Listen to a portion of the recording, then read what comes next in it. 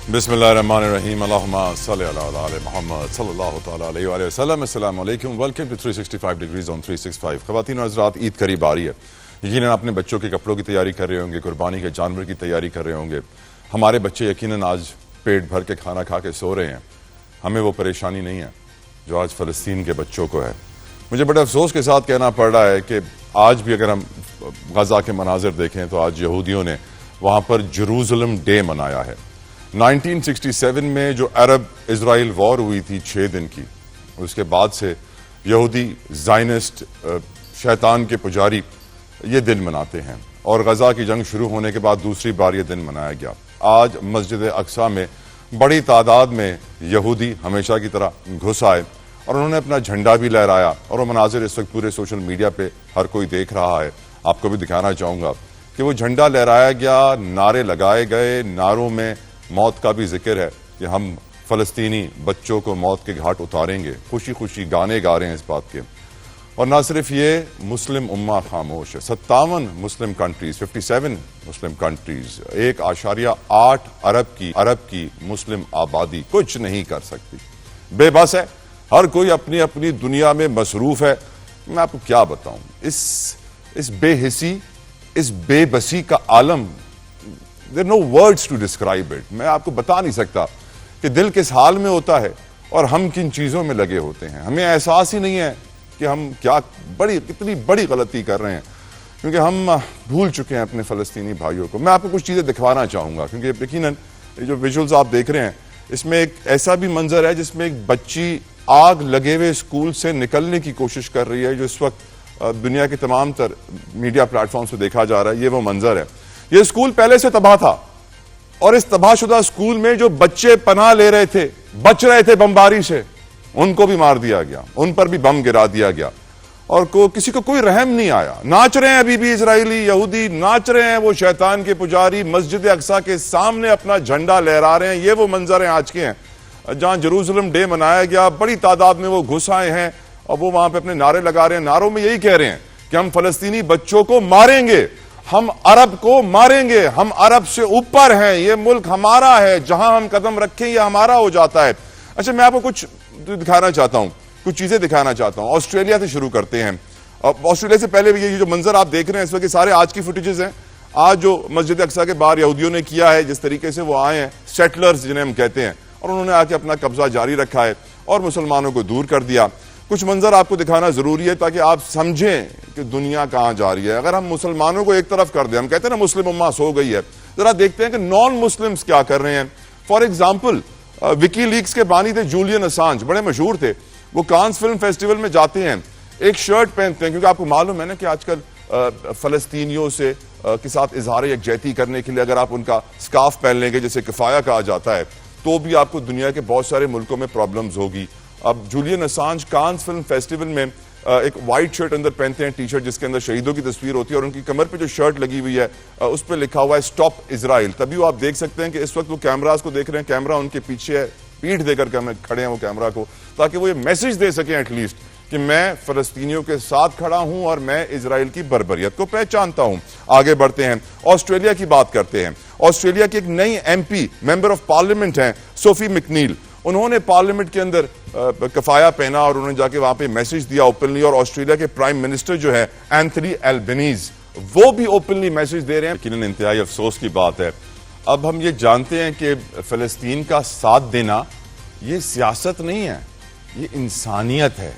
इंसानियत का साथ देना मजहब है हमारा, इस्लाम ही हमें सिखाता है कि हम इंसानियत का साथ दें। गुफ्तगू का आगाज करते हैं, क्योंकि बहुत सारी और भी चीजें डिस्कस करनी है। आज हमने लाइव ब्रॉडकास्ट देखा रिजर्व सीट्स केस का, यकीनन आईनी बेंच का किरदार, उसके ऊपर बहुत सारे सवाल उठते हैं। लाइव ब्रॉडकास्ट देखने के बाद मालूम पड़ जाता है अदालतों में क्या हो रहा है, उस पर भी डिस्कशन करेंगे। और भी बहुत सारे इशूज हैं। Let's start the discussion. मैं वेलकम करना चाहूंगा अपने प्रोग्राम में सबसे पहले रजा हारून साहब को फ्रॉम पाकिस्तान पीपल्स पार्टी। रजा साहब अस्सलाम वालेकुम, बहुत शुक्रिया सर आपके कीमती वक्त के लिए सर, जज़ाकल्लाह खैर। और हमें PMLN से स्टेट मिनिस्टर हुज़ैफा रहमान साहब ज्वाइन करेंगे कुछ लम्हों में, साथ साथ PTI से बैरिस्टर तैमूर मलिक साहब भी हमें ज्वाइन कर चुके हैं। Thank you barrister Taimur Malik साहब for your precious time also. Raza Haroon साहब, आज हम देख रहे हैं कि फलस्तीन के ऊपर इस वक्त जुल्म की इंतहा उरूज पर पहुंच गई है ना। ये तो जेनोसाइड, नस्ल कुशी की इंतहाएं हैं।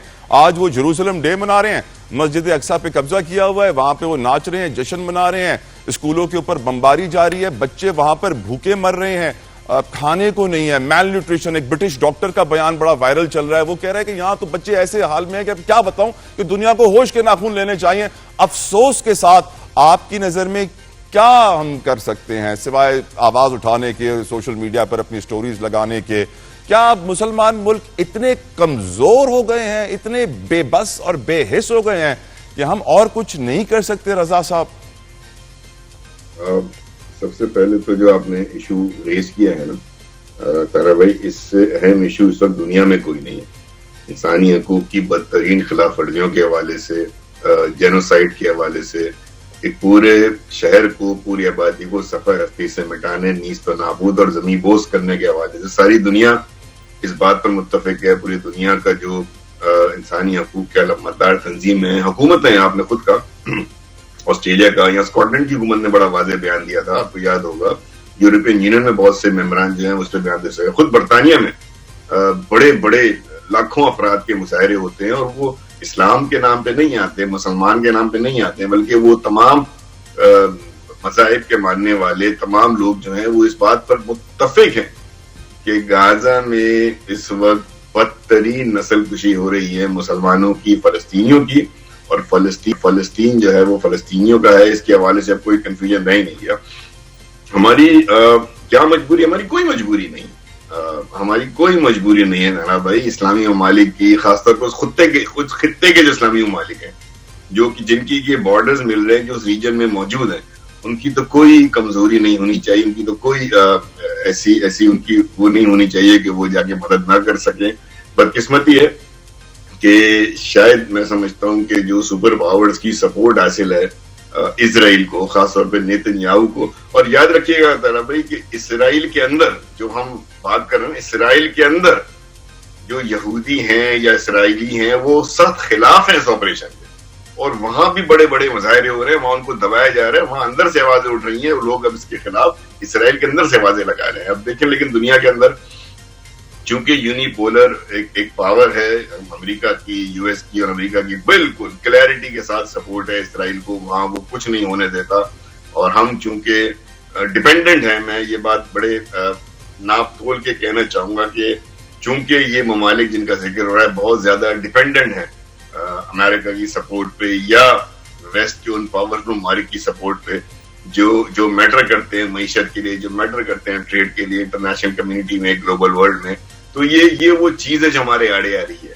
वरना खुदा की कसम, कौन सा ऐसा बंदा है जो पहले दिन से 8 अक्टूबर से मुजालिम होते देख रहा है, आज दूसरा साल होने को जा रहा है, जो उस वक्त से मुजालिम देख रहा है, उसका दिल ना रो रहा और उसके दिल में जज्बा ना हो कि वो जाए और मदद भी करे और वहां जाकर के जो है वो उनके हकूक की जिद्दोजहद में उनका साथ भी दे। लेकिन बदकिस्मती है, हमारी भी है। देखें ना, हम बहुत सारी बातें हमारे भाई अभी डील कर नहीं सकते, लेकिन मजबूरियां हैं, मुझे तो सिर्फ और सिर्फ मजबूरियां लगती हैं, और हमारा शायद ईमान भी कमजोर है और हम अल्लाह ताला की हाकमियत और अल्लाह ताला की मदद की तरफ नहीं देखते। हम दुनिया में मुख्तलिफ ममालिक को जो है वो समझते हैं कि हमारे ना खुदा हैं। हमने भी शायद बहैसियत मुस्लिम ममालिक अल्लाह ताला की तरफ देखने से और अल्लाह ताला की मदद मांगने से हमें कोई हिचकिचाहट आ गई है, वरना तो कोई बड़ी बात नहीं है। इसराइल है क्या? इसराइल है कितना? इसराइल उस रीजन में है कितना? उसके आस पास आप सिर्फ ममालिक देखें, मिस्र, शाम, सऊदी अरब, इधर आप देखें लेबनान, उर्दून, मतलब कैसे हो सकता है? मुमकिन नहीं है। हुज़ैफा रहमान साहब, आपकी नजर में क्या पाकिस्तान अपने फलस्तीनी भाइयों के लिए कुछ कर सकता है? आज गाजा में आज भी हर रोज 100 लोग मर रहे हैं, बच्चे मर रहे हैं, भूखे हैं। हमारे बच्चों के तो पेट भरे हुए हैं, वो तो पूछते हैं बर्गर खाएंगे बाबा, पिज्जा, हम तो जो मांगते हैं उनको देते हैं। वहां पे तो रोटी मुयसर नहीं है और हम बड़े सुकून से बैठे हुए हैं। हुज़ैफा साहब, हमें एहसास नहीं है कि शायद इस खामोशी की सजा बहुत बड़ी होगी। What can we do Huzaifa Rahman साहब, इन योर ओपिनियन सर? जी बहुत शुक्रिया जी, मेहरबानी। बहुत हसास और बड़े अहम मौजू पे आपने मुझे मदऊ किया। मैं आपका इंट्रो भी बड़े गौर से सुना और जो मेरे दूसरे फाजिल दोस्त हैं उनकी गुफ्तगू मैंने गौर से सुनी। देखिए, मैं सिर्फ इतना आपसे ज़रूर कहूँगा कि फ़लस्तीन के मौजू पे गुफ्तगू आगे बढ़ाने से पहले और बीइंग पाकिस्तानी, बीइंग अ मुस्लिम और मुस्लिम लीग नून की हुकूमत के कैबिनेट मेंबर होने के नाते अपना मौक़िफ़ देने से पहले मैं सिर्फ इतना कहूँगा कि फ़लस्तीन के मौजू पे जितनी भी बात की जाए उतनी ही कम है। जो ज़्यादतियाँ की जा रही हैं, जो वहाँ पर जुल्म और बर्बरियत और जिस तरीके से उनकी नस्लकुशी की जा रही है, उस पर जितना हम बात करें उतना कम है। लेकिन अगर हम अपने जितने भी मुसलमान ममालिक हैं उनको उनके मुतालिक जो लबो लहजा आपने इस्तेमाल किया वो ना हो, तो मेरे ख्याल से आपकी फॉरेन पॉलिसी भी, आपका अपना चैनल भी, ज़ाहिर है हमारा जो ताल्लुक है सऊदी अरेबिया के साथ, बाकी ममालिक के साथ, अब वो जो कर रहे हैं उसको हम यानी पिन पॉइंट करें और स्पेसिफिकली कोई ऐसी बात करें, उसके बजाय हम अपना नुक्ते नजर इतना शदीद रखें, जो मर्जी बात करें, तो वो जरा बेहतर होगा। आपके जज्बात भी अपनी जगह, और जाहिर है आपकी जगह पे कोई भी मुसलमान होगा जिस तरीके से जो बदमाशी इसराइल कर रहा है, जो दहशतगर्दी कर रहा है, उसकी यही जज्बात होंगे। और फलस्तीन के साथ जो जुल्म किया जा रहा है, देखिए इस हवाले से आपने अपने वजीर आजम का स्टांस वाज़े देखा है, और आपके वजीर आजम ने, चाहे वो अक़वाम मुत्तहिदा में जनरल असम्बली का सेशन हो, चाहे वो दीगर और इंटरनेशनल फोरम्स हों, चाहे इवन के ऐसे ममालिक वहाँ पर मौजूद होते हैं, कई फोरम्स ऐसे हैं जहाँ पर वो मगरबी ममालिक जिनका इसराइल के हवाले से ज़ाहिर अपना एक नुक्ते नज़र है और उन्होंने इसराइल के सपोर्ट के हवाले से इक़दाम किए हुए हैं, लेकिन उनकी मौजूदगी में भी वज़ीर आज़म साहब ने हमेशा फ़लस्तीन की बात की है और फ़लस्तीन के पाकिस्तान में एम्बेसडर और फ़लस्तीन की हुकूमत इस बात को एक्नॉलेज करती है। लेकिन मैं समझता हूँ कि हम कोई एहसान नहीं कर रहे। फ़लस्तीन के ज़ाहिर है बड़े एहसानात हैं पाकिस्तान के ऊपर, पाकिस्तानी कौम के ऊपर, और पाकिस्तान का जो ज़ाहिर है फ़लस्तीन के सदर यासिर अरफात से ताल्लुक़ था, उनका उस वक्त जुल्फ़िकार अली भुट्टो के साथ एक ताल्लुक़ था, उसके बाद भी ज़ाहिर है हमारा किबला अव्वल भी है, और ये सब चीज़ें ना भी हों तब भी कोई भी इंसान एक वो मरे तो वो बड़ी बात होती है। यहाँ तो लाखों इंसान शहीद हो चुके हैं, और जिस तरह आपने बताया कि 100 के करीब इंसान डेली शहीद होते हैं, कुछ भूख से मर रहे हैं, इंफ्रास्ट्रक्चर तबाह कर दिया है, और इसराइल कारपेट बमिंग कर रहे हैं। तो इस हवाले से पाकिस्तान की हुकूमत का मौक़िफ़ बिल्कुल वाज़ेह है। जितना ज्यादा पाकिस्तान इस मामले में एक फर्म स्टांस की तरह खड़ा हुआ है, पाकिस्तान की सियासी और मजहबी जमातों को जितनी सपोर्ट दी गई है वो स्टेट की सपोर्ट के बगैर मुमकिन नहीं होता। लेकिन मैं समझता हूं कि कोई एहसान नहीं किया, और भी बहुत कुछ हो जाए वो हम कर रहे हैं और करना भी चाहिए। लेकिन पाकिस्तान, अगर आप कंपैरिजन करेंगे दीगर जितने भी मुस्लिम ममालिक हैं, सबसे ज्यादा पाकिस्तान ने वहां कोशिश की है कि वहां पर राशन भी पहुंचाया जाए, वहां पर अनाज भी पहुंचाया जाए। सर, उनके साथ भी हम खड़े हैं, इंटरनेशनल लेवल पे हम बात भी कर रहे हैं। वो बिल्कुल सही कह रहे हैं सर, मैं एग्री करता हूँ। हुज़ैफा साहब आप बिल्कुल सही कह रहे हैं, लेकिन याद रखें सर, ये भी याद रखें सर, देखिए जी, दो बातें सर मुझे भी कुछ कहने दें हुज़ैफा साहब, आप प्लीज मुझे भी कुछ कहने दें सर। ये भी याद रखें कि ईरान के ऊपर पिछले 30-35 सालों से अमेरिकी पाबंदियां हैं और उसने इजराइल के ऊपर रॉकेट भी दागे हैं। अल्लाह हमें भी वो ताकत दे। लेकिन I will come back to you Huzaifa साहब। बैरिस्टर साहब, आपकी नजर में can we do something for them? जी, बिस्मिल्लाहिर्रहमानिर्रहीम। जो रजा भाई ने और हुज़ैफा साहब ने अभी बातें की हैं बिल्कुल ठीक हैं। आपने भी जो इब्तिदाइया दिया, बिल्कुल हर पाकिस्तानी का इस वक्त दर्द है ये। मैं क्योंकि इसका वकालत के और सियासत के अलावा बैनुल-अक़वामी कवानीन का भी काफ़ी काम करता हूँ पूरे रीजन में, मैं आपको ये कह सकता हूँ कि जो आपका सवाल है उसके जवाब का एक पहलू ये है कि पाकिस्तान एक बहुत अहम मुल्क है अक़वाम मुत्तहिदा का, ऑर्गेनाइजेशन ऑफ इस्लामिक कंट्रीज़ का, और पाकिस्तान दुनिया के सबसे बड़े मुल्कों में से है, आबादी के लिहाज से भी और फौजी एटमी ताकत के हिसाब से भी। तो बिल्कुल पाकिस्तान का एक वजन मौजूद है। जो चीज़ नहीं हो रही है वो ये है कि हमें हाईलाइट मजीद करना चाहिए अपने डिप्लोमेटिक ऑफिस यूज़ करके, अपना OIC में वज़न यूज़ करके, अपना अक़वाम मुत्तहिदा में सिक्योरिटी काउंसिल में वज़न यूज़ करके, कि जो इजराइल कर रहा है वो तो अब बरतानिया की हुकूमत तक ने कह दिया है कि, और लोग कह रहे हैं कि जी ये नस्ली ये जेनोसाइड कर रहे हैं। ये जेनोसाइड की एक टर्म है, और जो ये ममालिक और उनकी हुकूमतें, उनकी अफवाज उसमें हिस्सा लेती हैं, उनको बाद में उसकी सजाएं मिलती हैं, पूरी दुनिया उनसे कतई ताल्लुक हो जाती है। जो वहाँ हो रहा है वो जंगी जराइम है। आप देखें कि CNN की, हम अपनी किसी की खबर की बात नहीं करते, CNN ने कल ये कहा कि एक डॉक्टर अलाल नजार के घर के ऊपर एयर स्ट्राइक में उनके 9 बच्चे फौत हो गए, और वो उसके बावजूद वो डॉक्टर साहिबा जो हैं वो अपने अस्पताल में उन्होंने काम जारी रखा। ये तो वो रेजिलियंट कौम है। फिर कल इन्होंने किया कि जो जंगी जराइम और इंटरनेशनल आर्म्ड कॉन्फ्लिक्ट के जो लॉज ऑफ वॉर हैं उसको जो इदारा देखता है वो ICRC है, international committee of red cross. उनके उसके बारे में खबर आई कि उनके 2 एहलकार कल स्ट्राइक्स में फौत हो गए। सो अब आप ये देखें कि इसमें पाकिस्तान की या मुस्लिम उम्मा की तो खाली बात नहीं है, अब तो पूरी दुनिया के जो अहम मुल्क हैं, अहम इदारे हैं, वो सब कह रहे हैं कि ये जो है ये जेनोसाइड हो रहा है और जो ये कर रहे हैं ये वॉर क्राइम्स हैं। इसराइल के साबिक वजीर आजम तक ने ये कह दिया है और उनको कोट किया जा रहा था। सो पाकिस्तान को और बाकी मुस्लिम उम्मा को ये चाहिए, जिस तरह आपने या रजा साहब ने भी पहले कहा कि देखें कई तरीके हैं गोले बरसाने के और ये जहाज भेजने के अलावा भी कई तरीके हैं। आजकल तो financial crackdown and sanctions are the best way forward. Iran की आपने एग्जांपल दी, उनके ऊपर पूरी दुनिया ने क्या जबर किया, वही चीज जो है अगर आप कह रहे हैं दुनिया मान रही है कि इसराइल जो कर रहा है वो तो सारी दुनिया को नजर आ रहा है, तो क्यों नहीं उनके ऊपर ट्रेड सैंक्शन लग सकती? क्यों यक ज़बान होकर सारी मुस्लिम उम्मा और पाकिस्तान उसको लीड कर सकता है बिल्कुल। और अब तो कह रहा हूँ जो वेस्टर्न एलाइज हैं इसराइल के, जो उसको बिलियंस ऑफ डॉलर्स की एड देते रहे हैं, वो खुल के कह रहे हैं, तो आपके पास तो अब कोई एक्सक्यूज नहीं है ना कहने। सो बिल्कुल सबको लेके चलें और इसको कानून को इस्तेमाल करें और उनके ऊपर दबाव डालें। जो 100 नहीं कई 100 लोग वहां पे रोज के शहीद हो रहे हैं, जिसमें बच्चे और खवातीन शामिल हैं, बेगुनाह लोग शामिल हैं। तो बिल्कुल पाकिस्तान बहुत कुछ कर सकता है। अब खाली जहाज भेजने वाला टाइम नहीं है, आप इन इकोनॉमिक, डिप्लोमेटिक और बहुत सारे और तरीकों से उनके ऊपर प्रेशर डाल सकते हैं। बात करेंगे प्रोग्राम में अदालती मामलात की। तो सुप्रीम कोर्ट के आईनी बेंच ने आज रिजर्व सीट्स के केस की बरह रास्त समाअत की है। काजी फैज़ ईसा साहब के दौर की याद ताज़ा कर दी है। अदालत ने आज वाज़े ऐलान कर दिया कि मखसूस नशस्तें सुन्नी इत्तेहाद काउंसिल को नहीं मिल सकती। पहले भी नहीं मिली थी, PTI को ही मिली थी, क्योंकि पार्लियामेंट में पहले से इस जमात की नुमाइंदगी मौजूद नहीं थी और इस जमात के सरबराह ने खुद आज़ाद इलेक्शन लड़ा था। PTI के उम्मीदवारों ने खुद आज़ादाना तौर पर इंतखाबात लड़ा और बाद में इस पार्टी का प्लेटफॉर्म इस्तेमाल किया। आपको याद दिलाते चलें कि 12 जुलाई 2024 को सुप्रीम कोर्ट ने सुन्नी इत्तेहाद काउंसिल की मखसूस नशस्तों के केस में पेशावर हाई कोर्ट और इलेक्शन कमीशन के फैसलों को कलअदम करार देते हुए पाकिस्तान तहरीक इंसाफ को रिजर्व सीट का हकदार करार दिया था।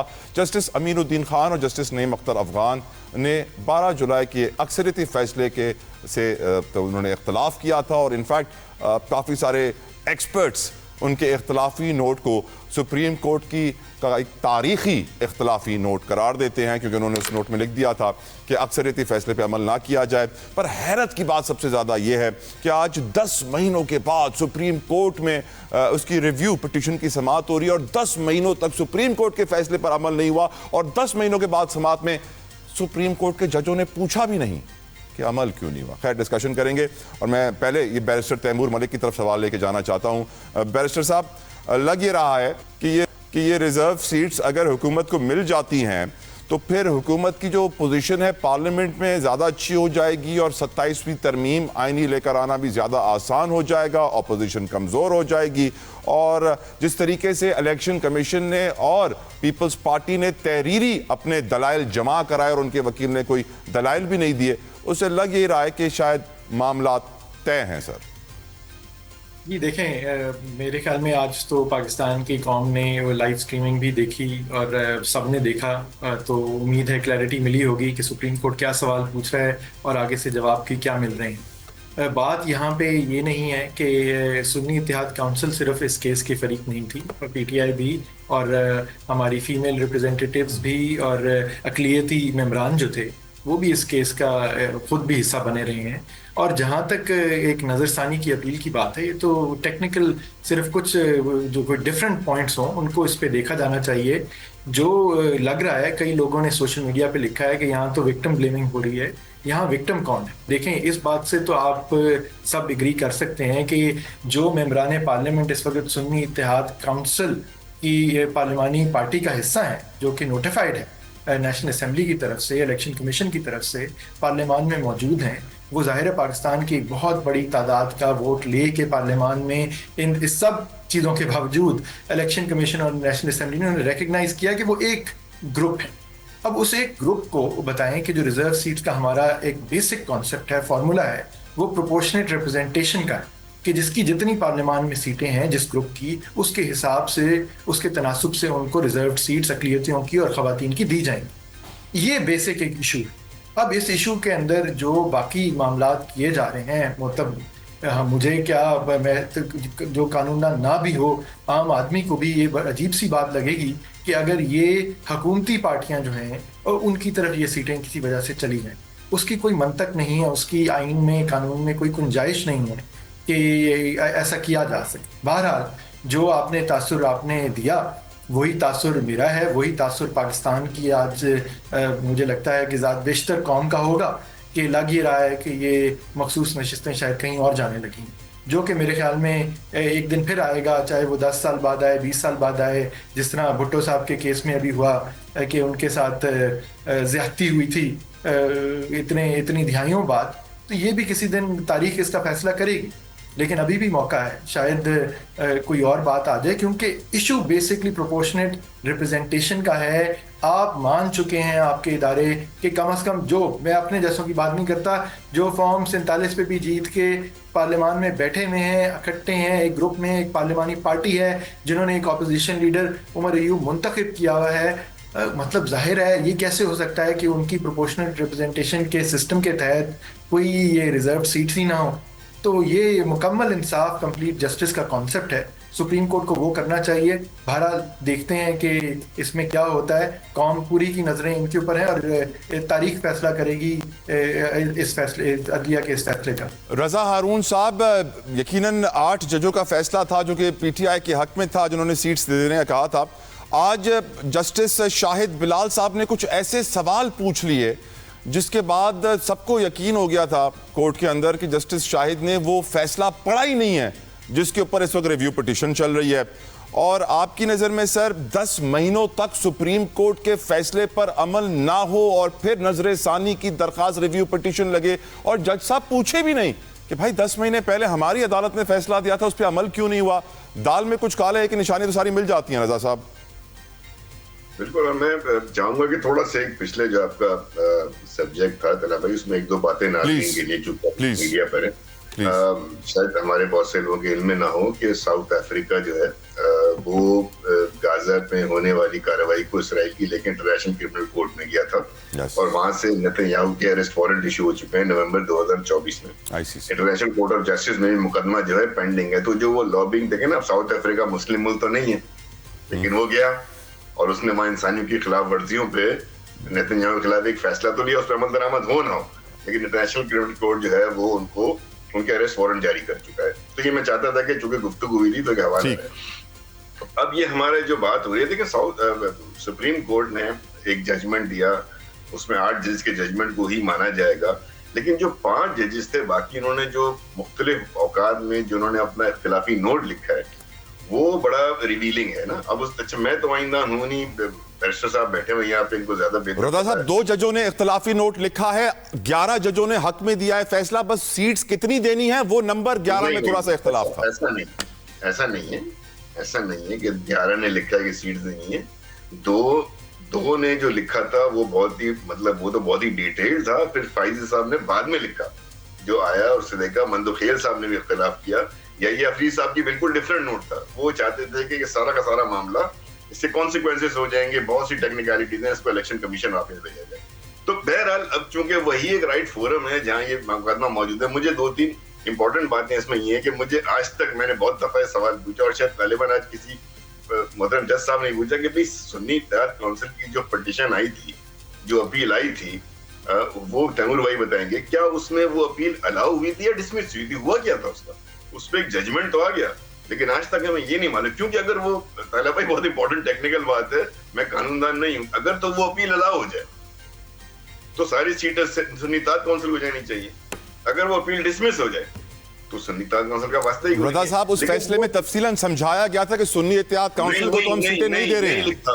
नहीं लिखा हुआ सर, एक बड़ा, ये तैमूर भाई बताएंगे, ये ज्यादा मुझसे बेहतर है मेरा। तैमूर भाई बता दें फौरन से, उसमें लिखा जाता है फैसले में, बता रहे हैं, तैमूर साहब बता रहे हैं। देखें मैंने जो मुकम्मल इंसाफ की, कंप्लीट जस्टिस की बात की थी, या आप उस ये फैसले की बात हो रही है सर जो 10 महीने पहले आया था। बिल्कुल, उस फैसले की आखिरी सुप्रीम कोर्ट के 8 जजेस ने क्या अपील अलाउ की, SIC की या डिसमिस की?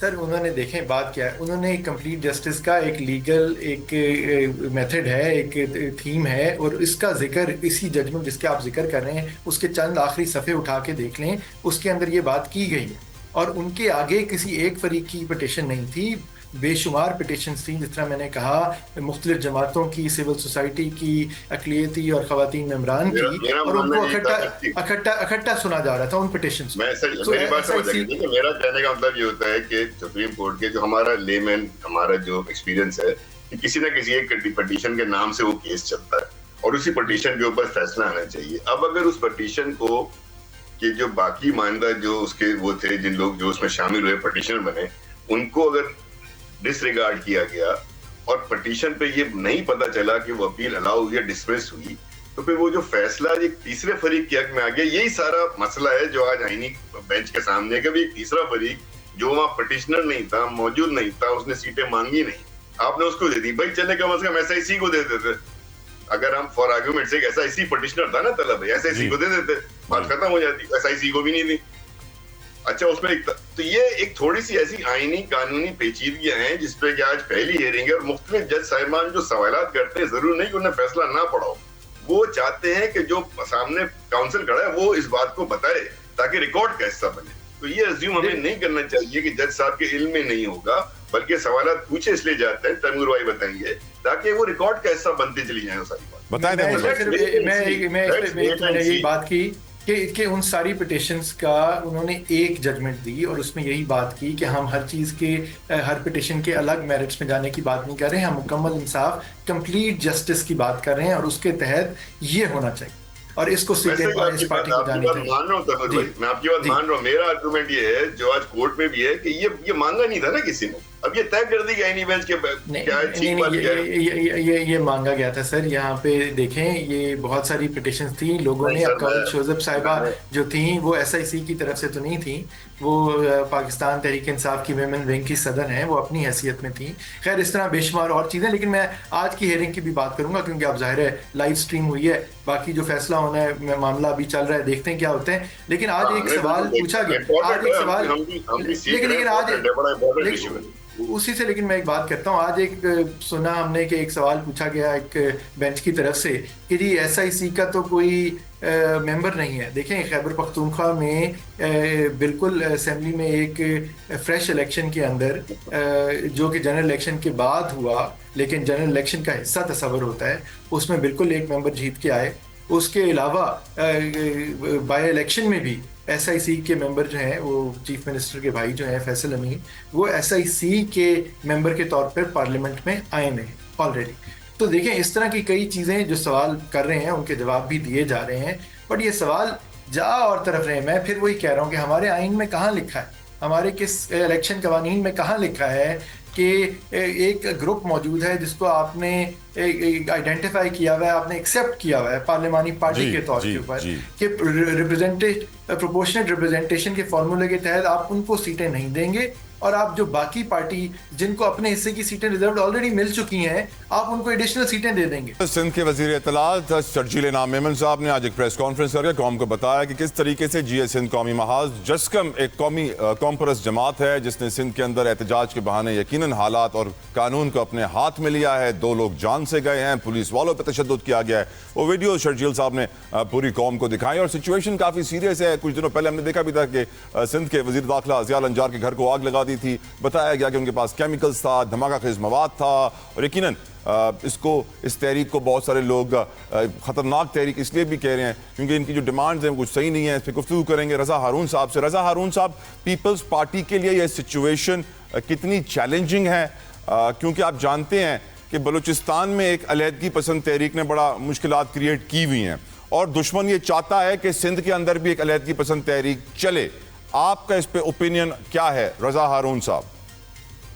मैं समझता हूँ कि इस वक्त पाकिस्तान के तमाम ही सियासी रहनुमाओं को, छोटी बड़ी जमातों को, चाहे वो पार्लियामेंट में हो या ना हो, जो मुहब्बुल वतन है और सब है, उनको वक्त की नज़ाकत का एहसास होना चाहिए। चाहे वो जस्कम के रहनुमा हो या पीपल्स पार्टी के हो या PTI के हो, उनको इस वक्त की नज़ाकत का एहसास होना चाहिए कि ये वक्त, अगर हम अपने बीच में ये दरारें पैदा रखेंगे ना, अगर हम अपने बीच में ये फासले पैदा रखेंगे, तो उन्हीं फासलों को, उन्हीं दरारों को इस्तेमाल करते हुए दुश्मन जो है, जो फितना हिंदुस्तान के नाम से है, वो आएगा और उन दरारों को इस्तेमाल करके आपको इस्तेमाल कर जाएगा। तो ये वक्त नहीं है अपने छोटे छोटे इख्तलाफात को, अपने सियासी इख्तलाफात को, नजरी इख्तलाफात को या किसी और तरह इख्तलाफात को कौमी मफाद की खातिर हमें पसे कुछ डालना होगा।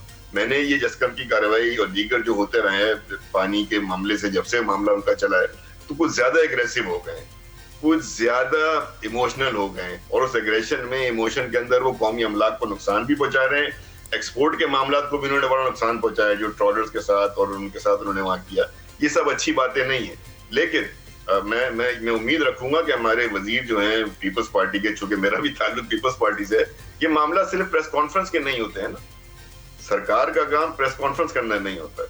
तो मेरी मुझे पूरी उम्मीद है कि या तो ऐसे तमाम एलिमेंट्स को और इनकी तमाम पॉलिटिकल फोर्सेस को ऑन बोर्ड लिया जाए, उनको ये बात बताई जाए कि मुल्क के हालात से गुजर रहा है, और फिर जो ना माने तो फिर इसका मतलब है कि वो हम में से नहीं है, वो दुश्मनों के साथ है, फिर उसके लिए प्रेस कॉन्फ्रेंस ना करें, कार्रवाई करें। क्या कार्रवाई करें आपकी नजर में? क्योंकि आज शर्जील साहब ने सर वो हिंदुस्तान की मीडिया की वीडियोस दिखा दी हैं। लेकिन अगर किसी ने कानून तोड़ा है और उस कानून तोड़ने की कोई सजा है, वो चाहे गिरफ्तारी हो, नजरबंदी हो, वो यही कार्रवाई होती है ना। वो कार्रवाई ये तो नहीं होती कि कानून आपने तोड़ा, सजा मुझे दे दे। नहीं, शर्जील साहब कहते हैं शफी बुरफत नामी एक शख्स है जो मुल्क से बाहर बैठ के कार्रवाई करवा रहा है, तो सर इंटरपोल को यूज करें, उसको अरेस्ट करवाएं।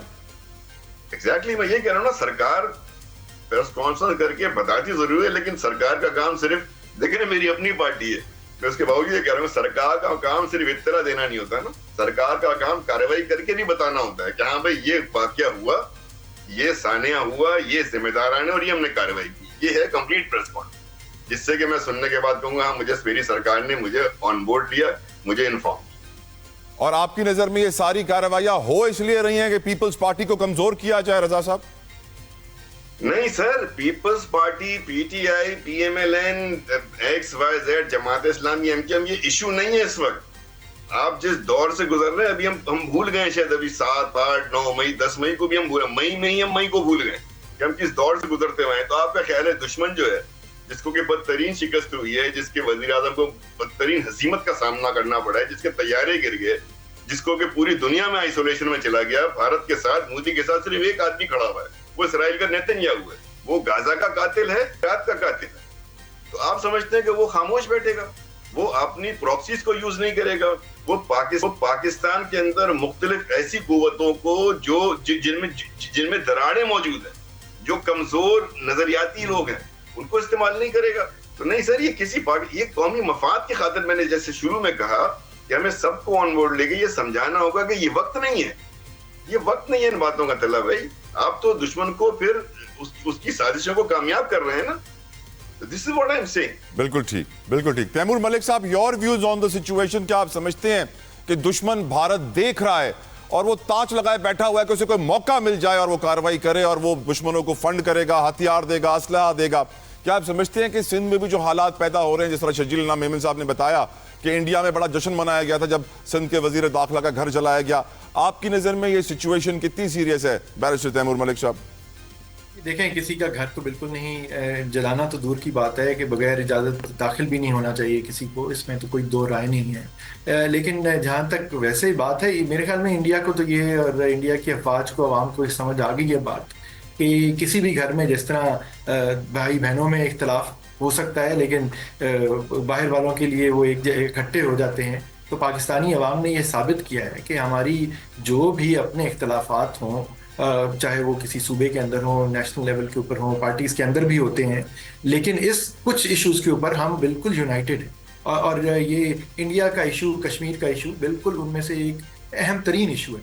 और इस पर तो कोई, अब उनको इस मई के महीने की अपनी कार्रवाई और अपनी शिकस्त के बाद कोई उस पर शक नहीं होना चाहिए कि अगर वो कभी भी मैली आंख से पाकिस्तान की तरफ देखेंगे तो पाकिस्तान के सारे अवाम, वो रज़ा हारून हो, तैमूर मलिक हो, वो इकट्ठे ही खड़े होंगे और एक ज़बान से जवाब देंगे।